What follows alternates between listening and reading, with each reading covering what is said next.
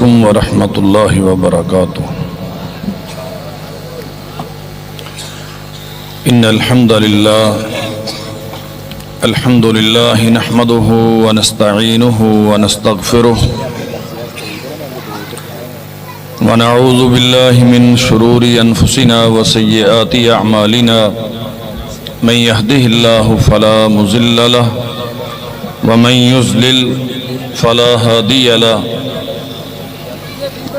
أشهد أن لا إله إلا الله وحده لا شريك له وأشهد أن محمدا عبده ورسوله.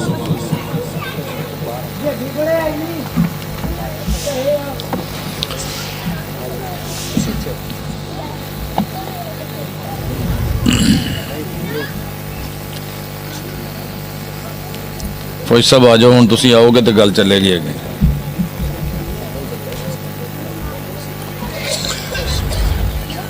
اما بعد فقد قال الله تبارك وتعالى اعوذ بالله السميع العليم من الشيطان الرجيم من حمزه ونفخه ونفسه.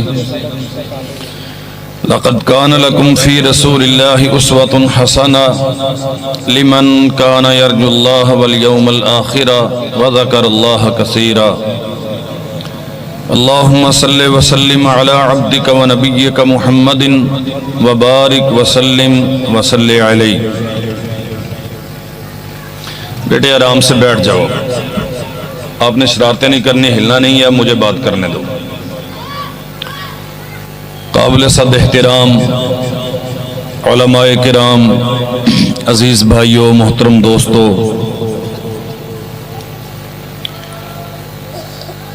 سیرت النبی صلی اللہ علیہ وسلم کے عنوان پہ آج کا یہ جلسہ منعقد کیا گیا ہے. محترم بھائی اختر صاحب کے صاحبزادے برخوردار شعیب کی شادی بھی ہے، اور نہایت خوش قسمتی کی بات ہے کہ اس رات جب مہندی کے نام پہ بدعات و خرافات کو رواج دیا جاتا ہے اور اللہ ذوالجلال والاکرام کی معصیت اور نافرمانی کا ارتکاب ہوتا ہے، اللہ ذوالجلال والاکرام نے انہیں توفیق دی. انہوں نے نبی کریم صلی اللہ علیہ وسلم کی سیرت کا جلسہ طے کر دیا. میں دعا گو ہوں اللہ وحدہ لا شریک منتظمین کا یہ عمل اپنی بارگاہ میں قبول فرمائے. جن دوستوں نے اس کے لیے توغدو کی ہے، اللہ ذوالجلال والاکرام ان کے گھروں کو برکتوں کا مرکز بنائے، اور ہمارے برخوردار کی شادی جو ابھی ہونے والی ہے، اللہ ذوالجلال والاکرام اس کے لیے، اس کے اہل و عیال اور دونوں خاندانوں کے لیے خیر و برکت کا باعث بنائے. میں انشاءاللہ حضرت قاری خالد مجاہد صاحب رستے میں ہیں، بس تھوڑی دیر میں پہنچنے والے ہیں. ان کی آمد تک نبی کریم صلی اللہ علیہ وسلم کی سیرت اس تناظر میں بیان کروں گا کہ ہمارے گھروں میں جو بہت زیادہ فسادات، اختلافات برادریوں میں، میاں بیوی میں، بھائیوں بہنوں میں، سیرت الرسول میں اس کا حل کیا ہے؟ نبی کریم صلی اللہ علیہ وسلم جب خطبہ نکاح پڑھا کرتے تھے، آپ علماء سے عام طور پہ سنتے ہیں، اب تو خیر ہمارے ہاں ایک رواج ہے، نکاح کے وقت دلہے کو کلمے پڑھائے جاتے ہیں، گویا عین شادی کے موقع پر اسے مسلمان کیا جاتا ہے. اس کی تو کوئی شرعی حیثیت نہیں ہے. رسول اللہ صلی اللہ علیہ وسلم نے خطبہ مسنونہ پڑھا ہے، ایجاب قبول کروایا ہے، نو بیاہتا جوڑے کے لیے خیر و برکت کی دعا کی ہے کوئی ایک حدیث پورے ذخیرے میں ایسی نہیں ہے جس میں یہ دلیل موجود ہو کہ نبی کریم صلی اللہ علیہ وسلم نے نکاح کے موقع پر دلہا کو یا دلہن کو کلمے پڑھائے ہوں۔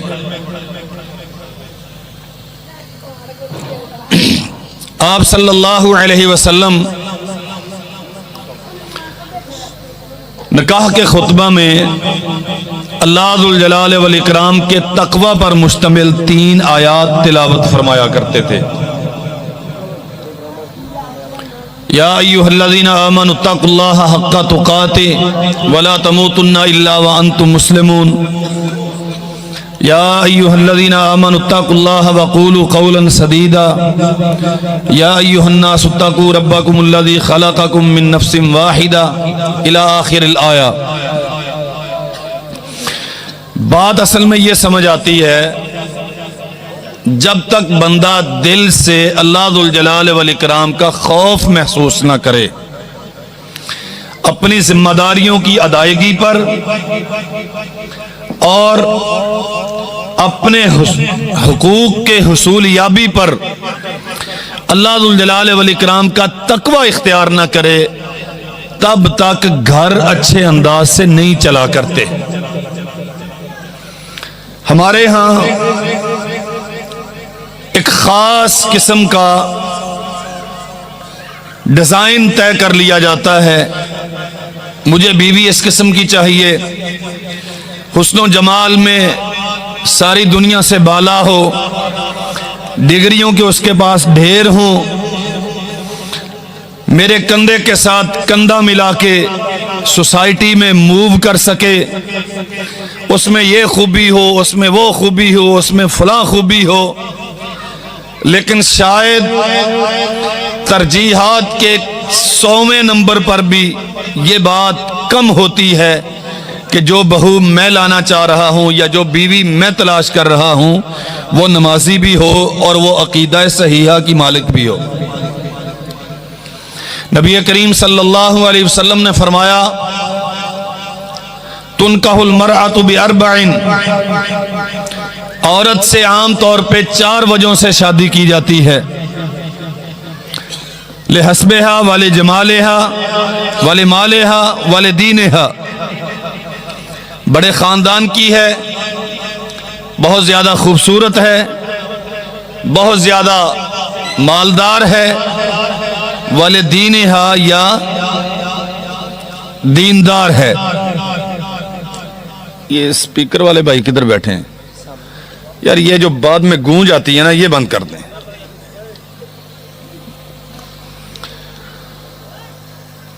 عورت سے شادی 4 وجہوں سے ہوتی ہے۔ خاندان کتنا بڑا ہے، حسن و جمال کتنا ہے، مال و دولت کتنا ہے، اور دین کتنا ہے۔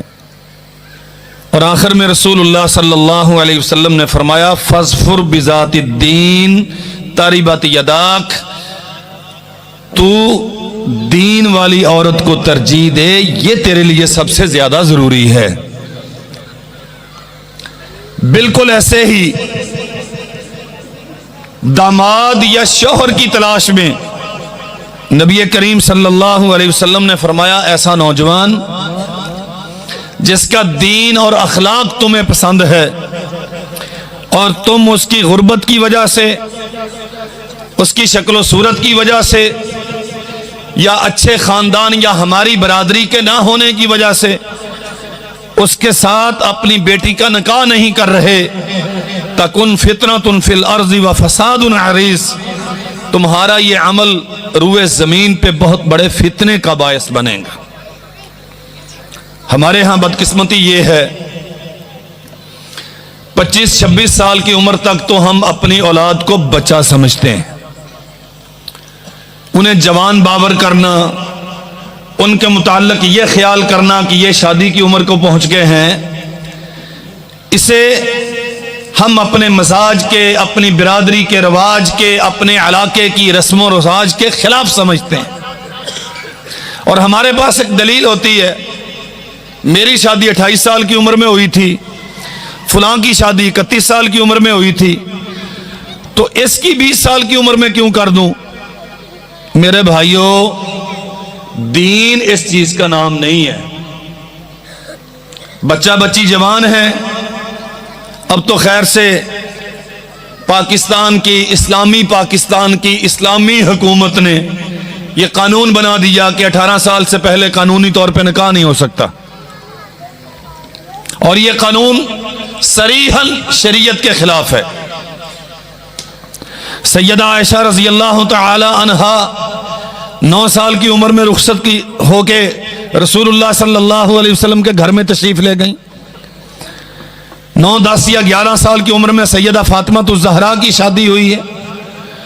نبی کریم صلی اللہ علیہ وسلم کے زمانے میں یہ والے معیارات نہیں تھے جو شادیوں کے آج قائم کیے گئے ہیں۔ پہلے بچہ اپنے پاؤں پہ کھڑا ہوگا، مال و دولت کمانے لگے گا، تب تک عمر اس کی 31 سال ہو جائے گی، پھر یہ شادی کرے گا اور 2-4 سال کے بعد اس کی کمر جھکنا شروع ہو جائے گی، قبا اس کے کمزور پڑنا شروع ہو جائیں گے اور نوجوان بڑھاپے کی طرف مائل ہونا شروع ہو جائے گا۔ اس پہ جوانی کب آئی، اس نے دین کی خدمت کب کی، اس نے اللہ ذوالجلال والاکرام کی بندگی کے لیے اپنی جوانی کب کھپائی، اس چیز کا کوئی احساس نہیں۔ اور میں والدین سے گزارش کروں گا، اپنے بچوں کو جوانی کے وقت جوان ہو لینا دیجئے۔ یہ جو ایک برادری میں مسئلہ ہوتا ہے نا، نہیں ہجے نیانا ہے، کوئی مسئلہ نہیں، بچہ 18 سال کا ہو گیا ہے، اس میں یہ غلطی ہے، کوئی نہیں جی اس عمر دے بھی نیانے کر دے ہی ہوں۔ 18 سال کا بچہ ہوتا ہے۔ سیدنا اسامہ بن زید رضی اللہ تعالی عنہ کی عمر 17.5 سال کی تھی جب رسول اللہ صلی اللہ علیہ وسلم نے ایک بہت بڑے لشکر کا سالار بنا کے کیسر روم کے ساتھ جہاد کے لیے انہیں روانہ کیا تھا۔ 17.5 سال عمر ہے اور ایک ایسے لشکر کا کمانڈر ہے اسامہ بن زید جس میں ابو بکر صدیق بھی شامل ہیں، عمر بن خطاب بھی شامل ہیں، عبد الرحمن ابن عوف جیسے جلیل القدر، طویل العمر اور انتہائی عالم و فاضل جلیل الشان صحابہ اکرام شامل ہیں۔ اسامہ بن زید 17.5 سال کی عمر میں اس لشکر کا امیر ہے۔ اس کا معنی کیا ہے؟ بہت جلدی انہیں ذمہ داریوں کا احساس دلایا جاتا تھا، بہت جلد انہیں جوانی کا احساس دلا کے ان پہ بوجھ ڈالا جاتا تھا۔ جو بچہ 17-18 سال کی عمر میں دنیا کی اپنے زمانے کی سب سے بڑی عسکری قوت کے ساتھ جہاد کرنے کے لیے جا رہا ہے، اس کا معنی کیا ہے؟ اسے بچہ نہیں سمجھا جاتا تھا، اسے بھرپور جوان سمجھا جاتا تھا، اسی لیے اسے لشکر کا امیر بنایا۔ میں والدین سے ملتمس ہوں، بچوں کو بچیوں کو 22-23 سال 24-25 سال کی عمر تک یہ سمتے رہنا کہ حجت نیانے ہیں جی کوئی نہیں مسئلہ، یہ بچے نہیں ہیں۔ جب بلوغت کی دہلیز پہ پہنچ گئے تو اسلامی شریعت کے جملہ احکام ان پہ لاگو ہو گئے۔ اب انہیں پکا نمازی ہونا چاہیے، باقاعدہ روزہ دار ہونا چاہیے، شرم و حیا کے پورے ضابطے انہیں پورے کرنے چاہیے، رسول اللہ کی شریعت کا پورا متبع ہونا چاہیے، اللہ ذوالجلال والاکرام کی بندگی میں انہیں پورا تن من دھن قربان کرنا چاہیے۔ اب یہ بچے نہیں ہیں، اگر وہ بلوغت کی دہلیز پہ قدم رکھ چکے ہیں تو یہ جوان ہیں، اور جوان پہ اسلام پورے طور پہ لاگو ہوتا ہے۔ شادی کرنی ہے، آپ کو بہو کی تلاش ہے، حسن و جمال کا معیار مقرر کرنا حرام نہیں ہے، اچھا خاندان تلاش کرنا یہ جرم نہیں ہے، مال و دولت کو دیکھنا بھی کسی حد تک گوارا ہے، لیکن اصل معیار یہ ہونا چاہیے میں ایسی بہو لے کے آؤں گی، میں ایسی بیوی لے کے آؤں گا جو میرے بچوں کی اچھی تربیت کرے گی، جسے عقیدہ توحید سے تعارف ہوگا، جو اللہ کی وحدانیت سے واقف ہوگی، جو رسول اللہ کا مقام و مرتبہ ختم نبوت کی حقیقت کو سمجھتی ہوگی، جو میرے آنے والی نسل کو اسلام کی بنیاد پہ تربیت دے گی۔ میں اسے اپنی بیٹی بناؤں گی، اسے اپنی بہو بناؤں گی، میں اسے اپنی بیوی بناؤں گا۔ اور شادی کرتے وقت جتنے رسمیں ہمارے ہاں موجود ہیں، میں زیادہ تفصیل میں نہیں جاتا، یہ رسمیں ہماری زندگی کا حصہ بن گئی۔ مہندی الحمدللہ میں مبارک دیتا ہوں اپنے بھائی کو، فوجی صاحب کو، جنہوں نے مہندی کے دن رسول اللہ کی سیرت کا جلسہ بنایا۔ نیوندرا، سلامیاں، نکاح کے بعد چھوارے تقسیم کرنا، مکلاوا لینا، جوتے چھپانا، سالیوں کا آ کے برہنہ چہروں کے ساتھ اپنے بہنوئی کو دودھ پیش کرنا اور اس کے عوض پیسے طلب کرنا، ان ساری چیزوں کا رسول اللہ کی سیرت کے ساتھ، اسلام کے ساتھ کوئی تعلق نہیں۔ میں آج بھی اور جب تک زندہ ہوں پوری ذمہ داری کے ساتھ بات کرتا ہوں، کسی مسلک کا کوئی عالم ان پہ کتاب و سنت سے کوئی دلیل پیش کرے، اللہ کے نبی نے اسلامیہ لی ہوں، اسلامیہ دی ہوں، اتنے لمبے چوڑے یہ واویلے کیے ہوں، کبھی مکلاوا لینے گئے ہوں، کبھی مکلاوا چھوڑنے گئے ہوں، کبھی آپ کا کسی نے 9 یا 10 یا 11 شادیاں کی رسول اللہ نے، کبھی آپ کا جوتا چھپایا گیا ہو، کہتے نہیں جی کوئی مسئلہ نہیں، یہ تو کھیل کود کے دن ہے تو یہ کرنا چاہیے۔ میرے بھائیو، جب شادی کا وقت ہے تب سارے آپ اپنی مرضی کے رسم و رواج کرتے ہیں، جب غمی کا وقت ہے تب سارے رسم و رواج آپ کی برادری کے ہوتے ہیں۔ نہ شادی پہ اسلام کام آیا، نہ رسم و رواج کرتے ہوئے، نہ غمی پہ اسلام کی ضرورت پیش آئی، تو پھر سوچنے کی بات ہے اسلام کس لیے رکھا؟ صرف چند نمازیں پڑھ لینا، سال کے بعد عید کر لینا، اور کبھی اللہ توفیق دے تو عمرہ کر لینا، حج کر لینا، بس اسلام صرف اس کا نام ہے؟ تیرے سونے سے لے کر جاگنے تک اور جاگنے سے لے کر سونے تک، زندگی کے پہلے لمحے سے لے کر آخری سانس تک، ہر قدم پر جو رہنمائی فراہم کرتا ہے اسلام اس کا نام ہے۔ آپ اسلام سے پوچھیں نا، مجھے کون کون سی خوشیاں کرنے کی اجازت ہے، کون کون سی غمیاں کرنے کی اجازت ہے، کس کس سے رسول اللہ نے روکا ہے، اس کے مطابق چلتے جائیں، برکتیں ہی برکتیں۔ اور عام طور پہ ہوتا یہ ہے، ماشاءاللہ تصویریں بنتی ہیں، ویڈیوز کیمرے ہوتے ہیں، حاجی صاحب پہلی صف میں نماز پڑھنے والے، ان کی بیٹیاں، ان کی پوتیاں، ان کی بہویں، ان کے برادری کی ساری عورتیں، ان کی ساری تصویریں لی جاتی ہیں۔ ویڈیو کیمرے والا اپنی مرضی کی ویڈیوز بناتا ہے، پھر انہیں ڈیولپ کرے گا، جو چاہے گا اپنے پاس رکھے گا، جو چاہے گا آپ کو لوٹا دے گا۔ یہ سارا کچھ ہوتا ہے، بے حیائی کا بازار گرم ہوتا ہے، نہ پردے کا کوئی لحاظ ہے، نہ چہرے کو ڈھانپنے کی کوئی حیا ہے، نہ اپنے بگانے کا کوئی احترام ہے، سب کھلے عام، عورتیں مرد سارے منہ اٹھا کے جانوروں کی طرح پھرتے ہیں، پھر دعا کرتے ہیں، حضرت جی لمبی ساری دعا کرے آجے اے شادی بابرکت ہو جائے۔ سارا کام تو نے رسول اللہ کی شریعت کے خلاف کیا، شیطان کے ضابطوں کے خلاف کیا، اور اب تو چاہتا ہے کہ مولوی کی دعا سے برکتیں آ جائیں۔ یہ برکت جن سے بازار نہیں ہے جو آپ جا کے خرید لیں گے، برکت آتی ہے اطاعت کے نتیجے میں۔ وَلَوْ أَنَّ أَهْلَ الْقُرَىٰ آمَنُوا وَاتَّقَوْا لَفَتَحْنَا عَلَيْهِمْ بَرَكَاتٍ مِّنَ السَّمَاءِ وَالْأَرْضِ وَلَٰكِنْ كَذَّبُوا فَأَخَذْنَاهُمْ بِمَا كَانُوا يَكْسِبُونَ۔ اللہ نے صاف طور پہ قرآن مجید میں اعلان کیا، ایمان تمہارا درست ہونا چاہیے، وَاتَّقَوْا، اور تمہیں اللہ سے ڈر کے ہم ہر کام کرنا چاہیے، لَفَتَحْنَا عَلَيْهِمْ بَرَكَاتٍ مِّنَ السَّمَاءِ وَالْأَرْضِ۔ جب عقیدہ ٹھیک ہے، کام سنت کے مطابق ہے، اللہ کا ڈر تمہارے دلوں میں موجود ہے، تم ہر قدم اٹھانے سے پہلے سوچتے ہو کہیں میرا رب ناراض نہ ہو جائے، کہیں میرے نبی کی نافرمانی نہ ہو جائے۔ لفتحنا علیہم برکات من السماء والارض، اللہ آسمان و زمین سے برکتوں کے دروازے کھول دیتا ہے۔ ہمارے ایک دوست ہیں فتح پور ڈسٹرکٹ لیا میں، اپنے علاقے کے بڑے نامور حکیم ہیں، اتنی ماشاءاللہ ان کی داڑھی ہے۔ مجھے انہوں نے اپنی شادی کا قصہ سنایا، کہتے ہیں کہ میں نے کبھی نماز نہیں پڑھی تھی، مسجد کا منہ بھی نہیں دیکھا تھا، کوئی پرواہ ہی نہیں تھی۔ شادی طے ہوگی، گئے جا کے پورے ڈھول ڈھمکے کے ساتھ ہم گئے جناب، وج گج کے چودھریاں دا منڈا ویاہ کراؤن چلے آئے، شادی کی، بیوی کو لے آئے۔ جب عورتوں کا جھمکٹا ہٹا اور میں اہلیہ کے پاس گیا، کہتا ہے کہ میں نے سلام کہا، میری بیوی نے جواب دیا، اور جو پہلی بات اس نے مجھے کی، اس نے کہا اللہ کے بندے میں تیرے پاس آ گئی ہوں، اب تیرے ساتھ ہی زندگی گزارنی ہے۔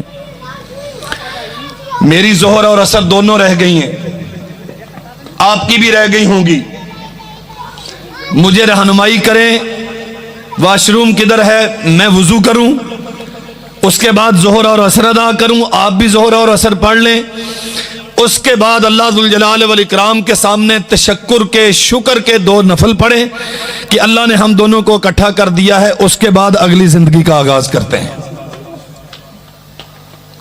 حکیم صاحب کہتے ہیں میں بڑا حیران کہ عجیب عورت ہے، میک اپ سے تیار ہوتی ہے، ماشاءاللہ 40-50 ہزار روپیہ بیوٹی پارلر پہ لگتا ہے، اور خواہش یہ ہوتی ہے عورتوں کی فطری طور پہ کہ میرے حسن کی تعریف کی جائے، میرے شارٹس لیے جائیں، تصویریں بنائی جائیں، اور اس رات کو یادگار بنانا چاہیے۔ کہتا میں حیران ہو گیا، یہ کیسی عورت ہے جو مجھے کہتی ہے کہ وضو کرواؤ، نماز پڑھنی ہے۔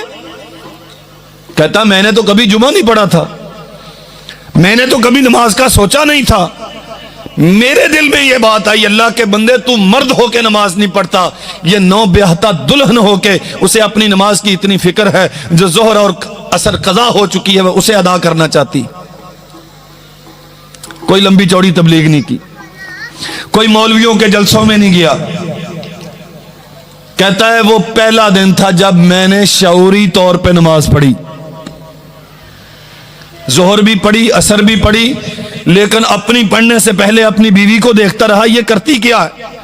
اتنی خشوع و خضوع کے ساتھ اس نے نماز پڑھی جیسے کوئی پرانی عابدہ زاہدہ ہے، کوئی شادی کی اسے فکر ہی کوئی نہیں۔ اللہ ذوالجلال والاکرام نے دل تبدیل کر دیا، چہرے پہ سنت بھی سج گئی، اور اللہ کے فضل سے نہ صرف یہ کہ وہ نمازی ہے بلکہ اب باقاعدہ اپنے خرچے پر ایک مسجد بنا کے چلا رہے ہیں۔ یہ شادیاں بابرکت ہوتی ہیں، اس میں اللہ ذوالجلال والاکرام کی طرف سے رحمتیں آتی ہیں۔ اللہ اکبر۔ نبی کریم صلی اللہ علیہ وسلم نے شادیاں کی ہیں۔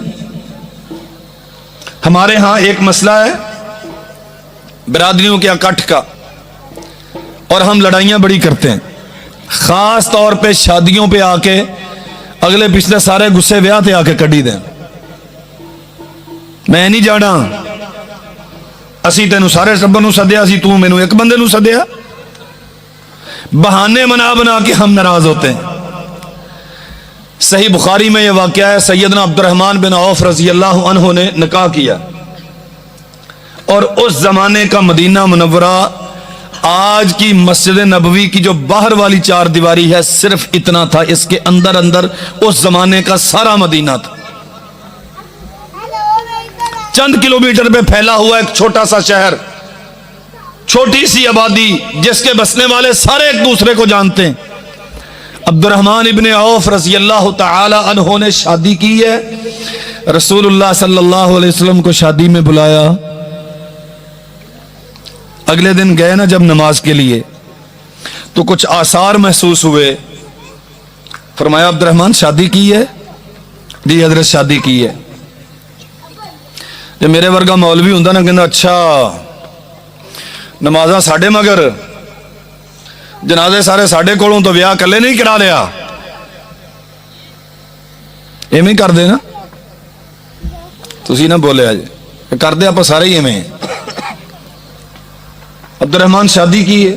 جی حضرت شادی کی ہے۔ دعا دی اور فرمایا اولم ولو بشاتن، عبد الرحمن ولیمہ ضرور کرنا، یہ فرض ہے، یہ مسئلہ سمجھ لیں، یہ فرض ہے۔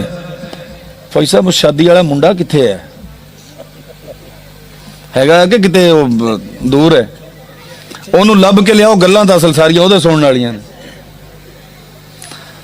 انہوں اتنے لیاؤ میرے کولے باؤ لے آن کے، انشاءاللہ انہوں کام دین گیاں۔ فرمایا عبد الرحمن ولیمہ ضرور کرنا ہے، چاہے ایک بکری کرو۔ اب تو بکری بہت مہنگی ہے، اور یہ بکری فرض نہیں ہے، اس زمانے میں بکری ایسے ہی تھی جیسے آج ہمارے برائلر ہے۔ عرب میں بکری کا استعمال ایسے تھا جیسے آج ہمارے برائلر کا ہے۔ آپ یہ سمجھ لیں عبد الرحمن ولیمہ کری پاویں 5 سیر چول ہی پکا دیں۔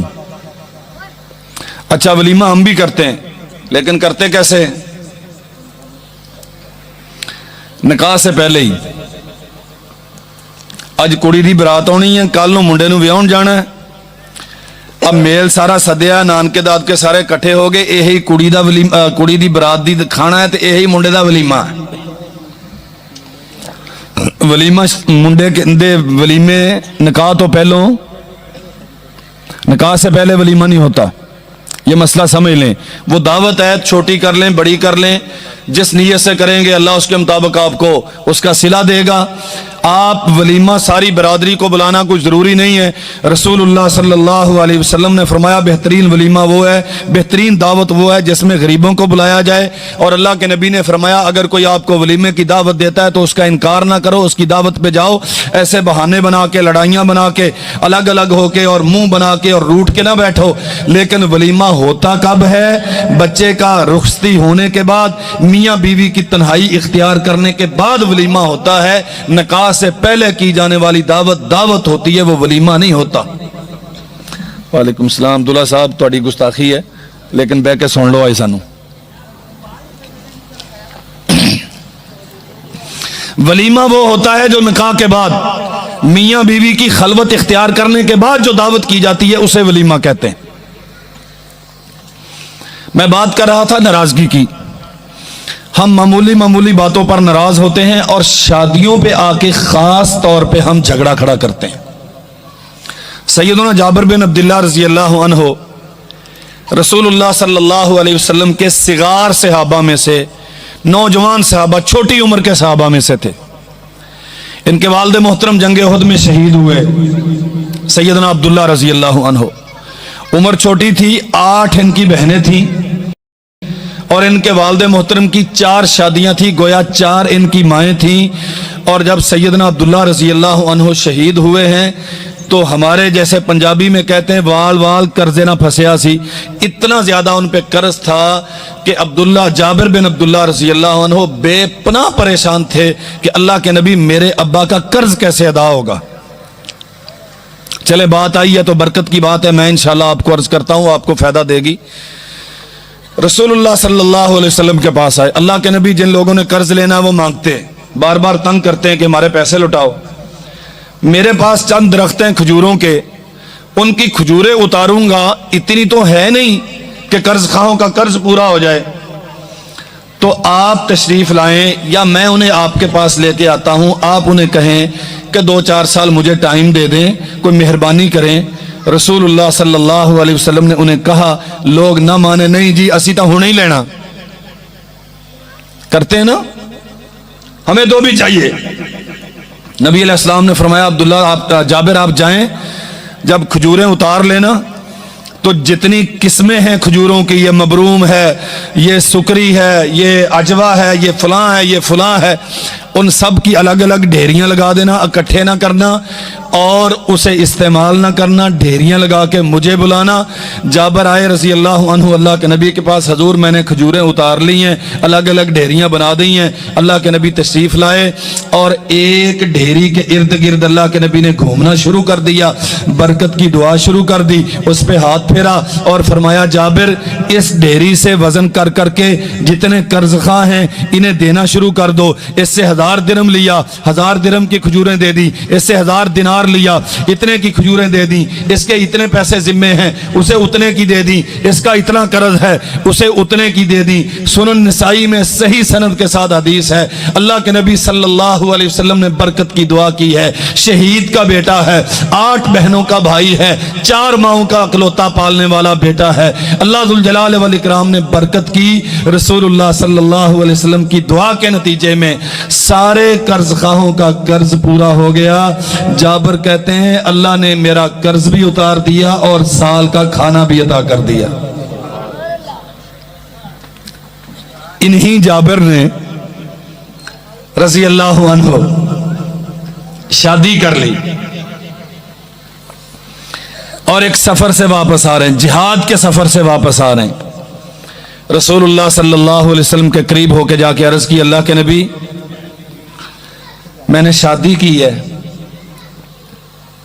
تو نئی شادی کی ہے، آپ کا حکم تھا میں جہاد پہ آ گیا. بات سمجھو میرے بھائیوں، ہمارے ہاں شادی ہوتی ہے نا اللہ اکبر، اللہ کی قسم ایسی ایسی خرافات ہیں کہ کانوں سے دھواں نکلتا ہے. ساری رات دوستوں میں بیٹھ کے بکواس کی جاتی ہے، بیاہ کے آگے ہیں، بیوی کی باتیں ہوتی ہیں، وہاں وہ آوارہ نوجوان اپنے اپنے تجربات اسے بیان کرتے ہیں، اپنی بیوی کی باتیں بتاتے ہیں. حرام ہے میرے بھائیوں، محمد رسول اللہ صلی اللہ علیہ وسلم نے منع کیا ہے اس چیز سے. بدبخت ہے وہ خاوند جو اپنی بیوی کی باتیں اپنے دوستوں میں بتاتا ہے، اور بدبخت ہے وہ عورت جو اپنی خاوند کی باتیں اپنی سہیلیوں میں جا کے بتاتی. قرآن کیا کہتا ہے؟ ہن لباس لکم وانتم لباس لہن. خاوند بیوی کا لباس ہے اور بیوی خاوند کا لباس ہے. لباس کا معنی کیا ہے؟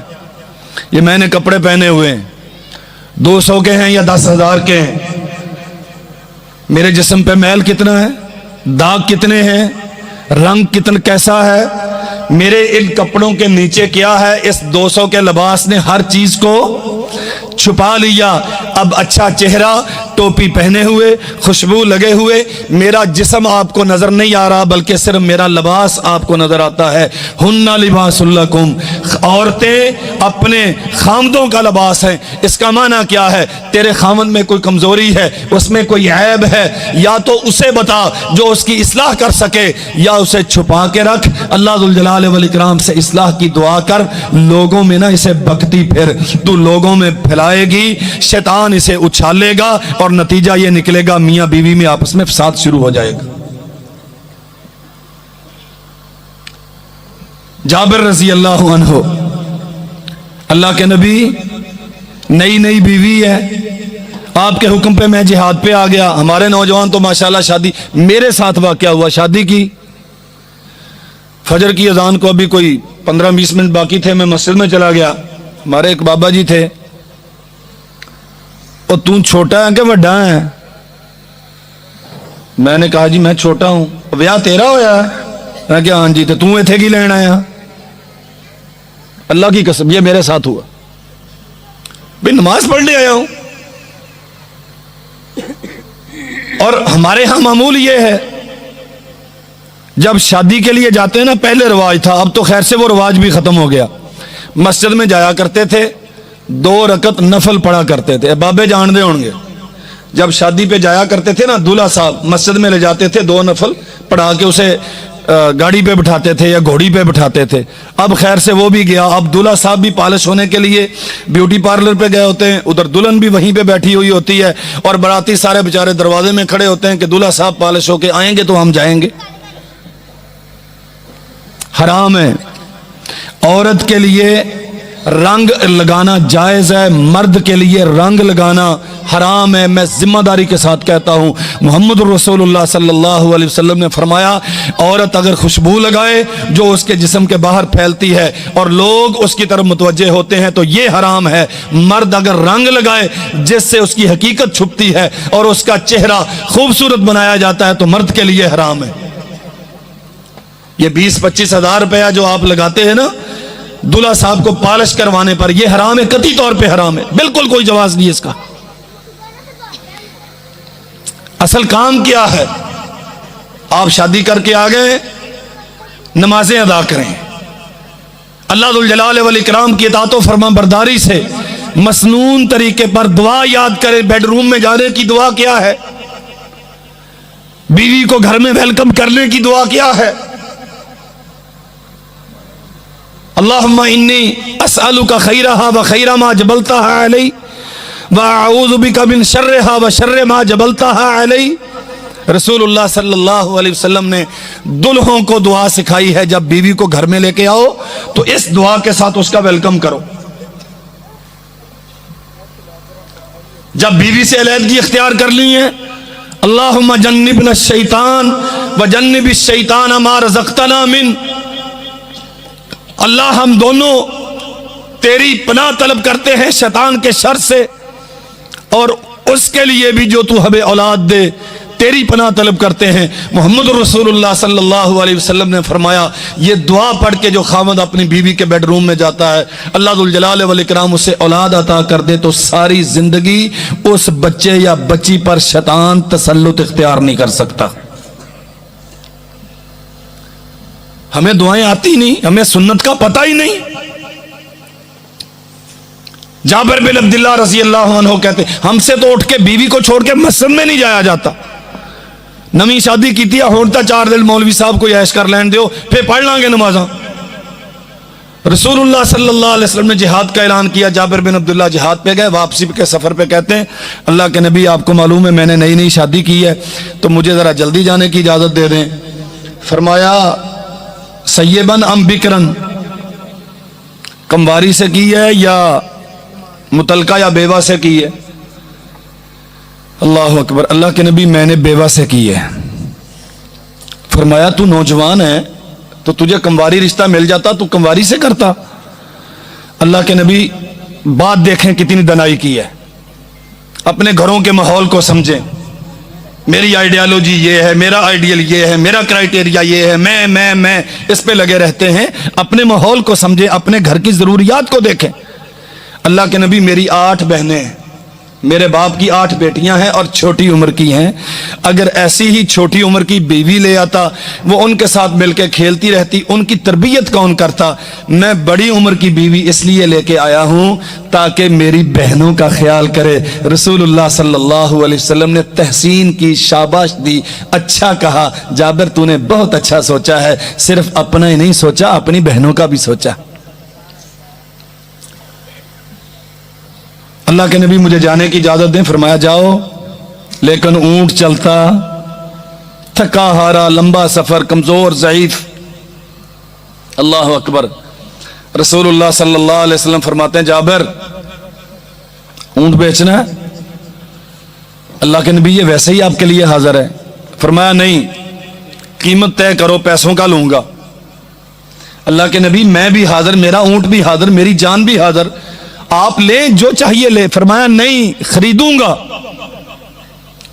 جابر کہتے ہیں اللہ کے نبی پھر میں گھر کیسے پہنچوں گا اگر یہ اونٹ آپ کو بیچ دیا؟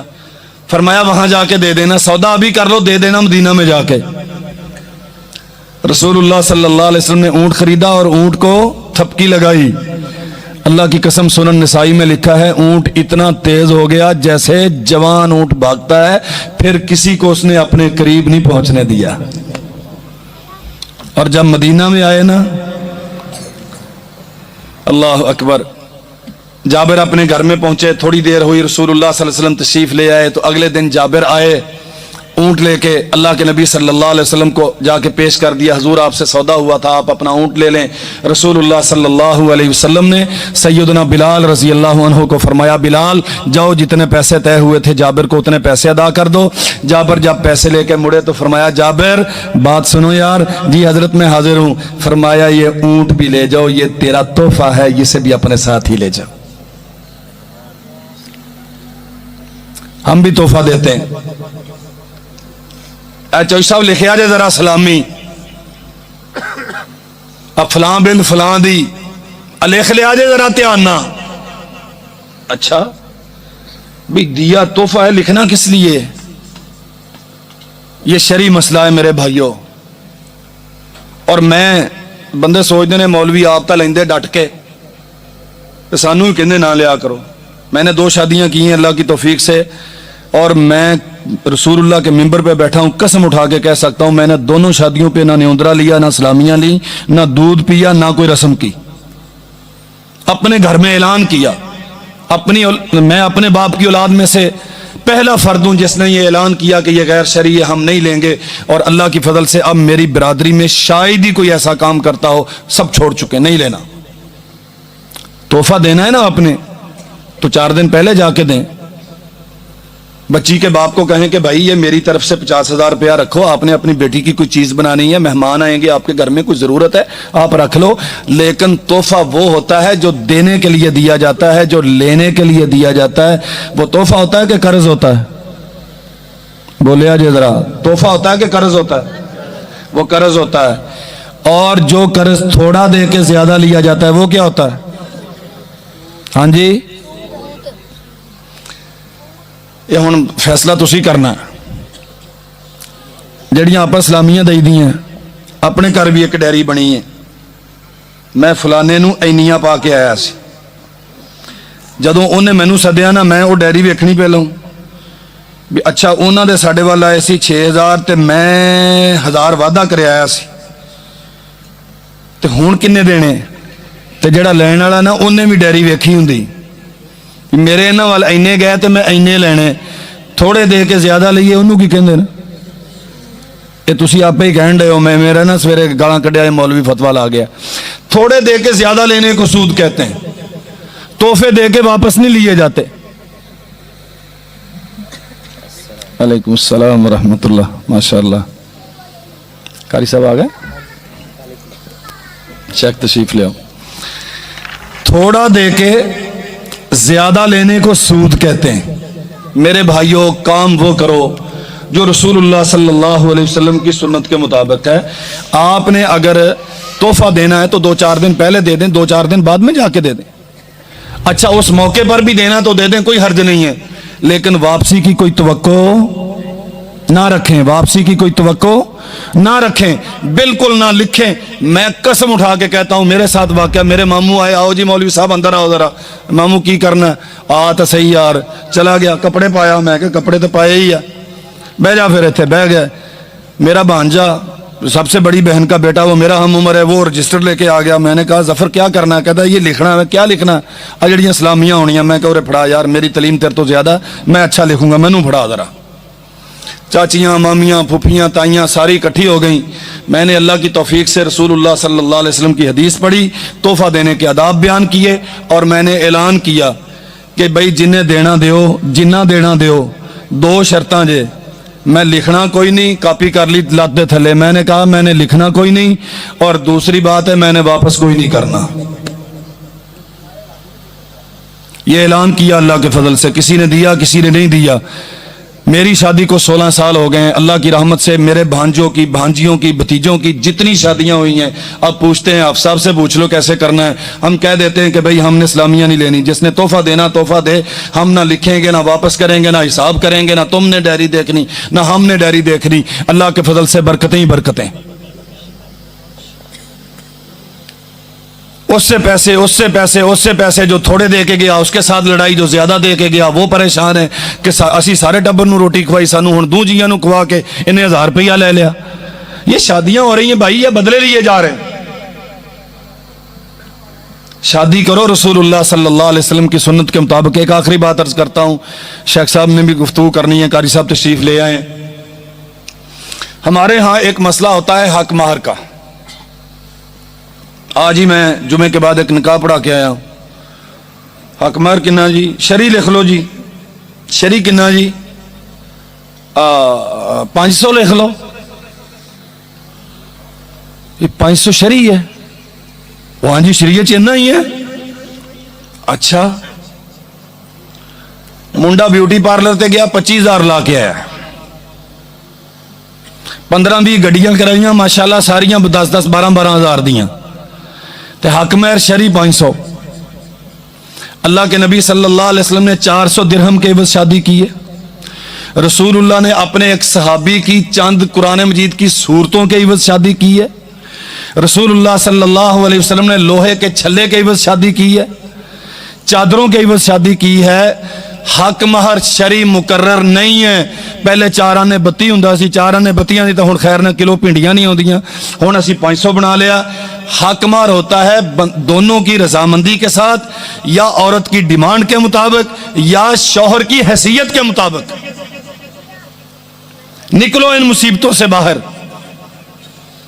اور آخری بات یہ جو آپ دعا کرواتے ہیں نا بہت لمبی ساری مولوی صاحب سے برکت کی دعا کرنی بھی چاہیے اللہ کے نبی نے دعا کی ہے بارک اللہ لکا و بارک علیکا و جمع بینکما فی خیر اللہ کی قسم میں ذمہ داری کے ساتھ کہتا ہوں کائنات کے سارے مولوی دعائیں کرتے رہیں جتنی جامع مکمل اکمل فضیلت والی دعا رسول اللہ کی زبان سے نکلی ہے ویسی دنیا کے مولوی دعا کر سکتے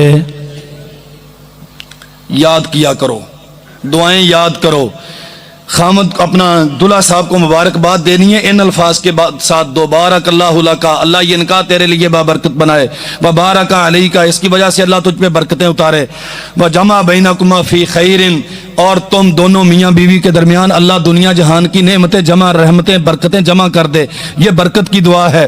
اچھا ہم سارے کام الٹے کر کے، ڈھول بجتا ہے، کنجر ناچتے ہیں، باجے چلتے ہیں، تصویریں بنتی ہیں، ہماری بہو بیٹیاں بے پردہ پھرتی ہیں، میک اپ کرتی ہیں، اپنے حسن کی نمائش کرتی ہیں، سب کچھ شریعت کے خلاف کر کے آخر میں کہتے ہیں مولوی صاحب دعا کرے آجے۔ مولوی بھی دعا کرنا شروع کر دا، یا اللہ انہاں دی اماں تے حوا جیسی محبت کر دے، یا اللہ انہاں دی یوسف تے زلیخا ورگی محبت کر دے، حسن تے فلانے ورگی محبت، سارے جھوٹ طوفان جتنے ہوتے ہیں وہ مولوی بیچارہ وہ دعا میں کرتا ہے، جڈی لمبی دعا کروں چودھری صاحب ہونے بہتے پیسے دیں گے۔ سنتیں سیکھو میرے بھائیوں، دین سمجھو دین کیا ہے۔ اللہ کی قسم بڑا ہی آسان ہے، رسول اللہ نے فرمایا خیر النکاح ایسرھا، سب سے بہترین نکاح وہ ہے جو سب سے زیادہ آسان ہو۔ اچھا ایک گل ہے، ویسے فوج صاحب اللہ تعالیٰ تمہیں برکت دے، جے تواڈے مزاج دے خلاف ہوئے تو غصہ نہ کرے آجے، تھوڑا بہتا کر لوں گے تو انشاءاللہ فائدہ ہی ہوئے گا۔ یہ برات کے نام پہ جو جلوس جاتا ہے کشمیر فتح کرنے کے لیے، اس کے متعلق کبھی مولوی سے پوچھا ہے اس کی شرعی حیثیت کیا ہے؟ اچھا جلوس بھی جاتا ہے، پھر جا کے بچی والوں کے گھر میں کھانے میں نقص بھی نکالے جاتے ہیں، لو جی کھانا کھادا سی بریلر ہی سی، آج کل بھی پلا بریلر ہوندا ہے، چلو کم از کم تو چکن پکوڑا بنا لے تے تو قورمے دے وچ مٹن بنا لے، چل تو مٹن نہیں بنانا کٹا ہی بنا لے یار، تو بریلر بنا کے بیٹھا۔ اللہ کے بندوں معلوم ہے اس بیچارے نے کتنے لوگوں سے قرض اٹھا کے آپ کے اس جلوس کے لیے کھانا تیار کیا ہے۔ میں پوری ذمہ داری کے ساتھ کہتا ہوں، نہ اسلام میں کوئی برات کا تصور ہے، نہ برات کو ویلکم کرنے کی کوئی شرعی دلیل موجود ہے، نہ بیٹی والے کے ذمے ہے کہ اس پورے جلوس کو 250 کے لاؤ لشکر کو وہ کھانا کھلائے، کھلا دے تو اس کی مہربانی، مگر نہ شرعی طور پہ اس کی کوئی حیثیت نہیں ہے۔ 2-4 بندے جائیں، ادھر سے 2-4 بندے ہوں، نکاح کے موقع پر ولی موجود ہو بیٹی کا بچی کا، اور گواہ موجود ہوں 2 عادل، اور ایجاب و قبول ہو، مسنون خطبہ پڑھ لیا جائے تو سنت ہے، ایجاب و قبول ہو، بچہ صراحت کے ساتھ اس خاتون محترمہ کی نکاح کو اپنے عقد میں قبول کر لے، اور اس کا ولی اس پہ اجازت دینے والا ہو۔ النکاح ینعقد بإجاب و قبول، نکاح ہو گیا، یہ لاؤ لشکر لے کے جانا اور کشمیر کی فتح کے نعرے لگانا اس کی کوئی حیثیت نہیں۔ اللہ ذوالجلال والاکرام ہمیں سمجھنے کی توفیق عطا فرمائے۔ خوشی کے موقع پر میں نے ذرا خشک سی باتیں کی ہیں، لیکن چمن میں تلخ نوائی میری گوارا کر کہ زہر بھی کرتا ہے کبھی کار تریاکی۔ یہ آپ نے چونکہ بلایا ہی ہمیں اس لیے تھا کہ آپ کو دین سکھائیں، رسول اللہ کی سیرت بیان کریں، یہ رسول اللہ کی سیرت کا ایک پہلو ہے۔ اللہ ذوالجلال والاکرام برادر محترم فوجی اختر صاحب، ان کے صاحبزادے شعیب صاحب، ان کی زندگی کو برکتوں سے بھر دے۔ ان کا یہ عمل جو سیرت النبی کے جلسے سے شروع ہو رہا ہے، کل انشاءاللہ یا پرسوں جو بھی آپ کی ڈیٹ مقرر ہے نکاح کے لیے جائیں گے، اللہ ذوالجلال والاکرام دونوں گھرانوں کا محبت اور پیار کا سلوک کا رشتہ قائم کرے، اور ہماری زندگیوں کو اللہ ذوالجلال والاکرام اپنی سنتوں کے، اپنے نبی کی سنتوں کے مطابق ڈھالنے کی توفیق عطا فرمائے۔ وآخر دعوانا الحمدللہ رب العالمین۔